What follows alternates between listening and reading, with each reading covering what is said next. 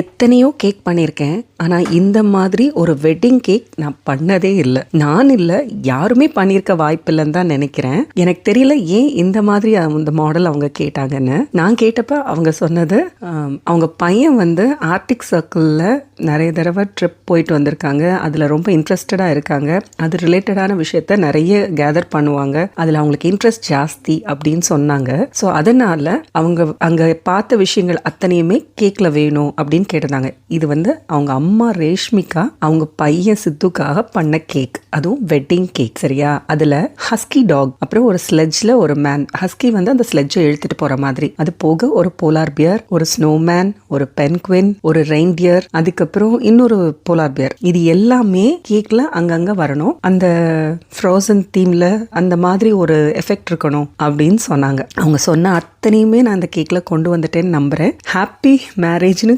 Topper வைக்கும்போது தான் கொஞ்சம் ஆடாக இருந்தது, பட் ஃபைன், அவங்களோட ஆசை அது. அவங்க எதிர்பார்த்த மாதிரி இந்த கேக்கை நான் கம்ப்ளீட் பண்ணிட்டேன் அப்படின்னு நம்புகிறேன். இதை முடிச்சுட்டு அவங்க கிட்ட கொடுக்கும்போது அவங்களோட ரியாக்ஷன் எப்படி இருக்கும் அப்படிங்கிறதுக்காக நான் வெயிட் பண்ணிட்டு இருந்தேன். தேங்க் காட் அவங்களோட ரிவ்யூஸ் செம்மையாக இருந்துச்சு. அவங்க பையனுக்கு அவ்வளோ சந்தோஷமாக இருந்துச்சான். கல்யாண மேடையில் அத்தனை பேரும் இந்த கேக்கை ஆச்சரியமாக பார்த்துருந்துருப்பாங்க போல. ரொம்ப நல்லா இருக்கு, ரொம்பவே சூப்பராக இருக்குன்னு சொன்னாங்க. இது ஒரு 2 kg கேக் தான், பட் பார்வையாக அழகாக அமைஞ்சது.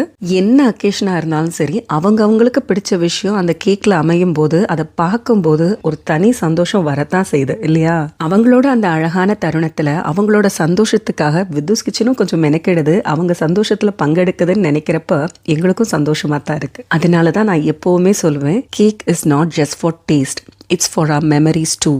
Beyond taste, we create memories. Thank you Reshmika ma'am, இப்படி ஒரு ஆப்பர்ச்சுனிட்டி கொடுத்ததுக்கு. நான் மட்டுமே செஞ்சுக்கிட்டு இருக்கேன் அப்படிங்கிறது இல்லாமல் இனிமேல் என்கிட்ட இருந்து நிறைய பேர் கற்றுக்கிட்டு போய் அவங்களும் செய்யணுங்கிற ஆர்வத்தில் தான் நாளைக்கு இந்த மாதிரி பர்த்டே கேக்ஸ்க்கான கிளாஸை எடுக்க இருக்கேன். பேசிக் சிம்பிள் பர்த்டே கேக்ஸ் எப்படி பண்ணணும், அதுவும் பிளாக் ஃபாரஸ்ட், ஒயிட் ஃபாரஸ்ட் மாதிரி. ஸோ அந்த கேக்கை ஃபர்ஸ்ட் டைம் நான் கிளாஸாக எடுக்க போகிறேன். நாளைக்கு இந்த கிளாஸ் நடக்க இருக்கு. அந்த கிளாஸ் நல்லபடியாக போகணும்னு நான் ஆண்டவனை வேண்டிக்கிறேன். பிகாஸ் எல்லாருக்குமே ஹேண்ட்ஸ் ஆன் ஸ்கில் கொடுக்கணும். எப்படி பண்ண போகிறேன்னு தெரியல, but still hope it goes well. இந்த பர்த்டே கேக்ஸ் அப்படிங்கிற கிளாஸை நான் அனௌன்ஸ் பண்ண நிமிஷத்தில் அத்தனை சீட்ஸும் புக் ஆயிடுச்சு. Thank got it happen for first time. ஆனால் அடுத்தடுத்து கால் பண்ணுறவங்களுக்கு டிசப்பாயின்மெண்ட்டாக இருக்கிறதுனால நெக்ஸ்ட் வீக்கும் இதே பர்த்டே கிளாஸை தான் நான் கண்டினியூ பண்ணுறேன். ஸோ சாட்டர்டே 28 இதே பர்த்டே கேக் கிளாஸ் தான் நான் கண்டினியூ பண்ணுறேன். ஸோ வீக்கெண்ட் கிளாஸ் கேட்டுட்டு இருந்தவங்களுக்கு இது ஒரு பெஸ்ட் ஆப்பர்ச்சுனிட்டி. சாட்டர்டே கிளாஸ் இருக்கிறதுனால நெக்ஸ்ட் வீக் கிளாஸ்க்கு வேணும்னா நீங்கள் சீக்கிரமே ப்ரீ புக் பண்ணிக்கோங்க.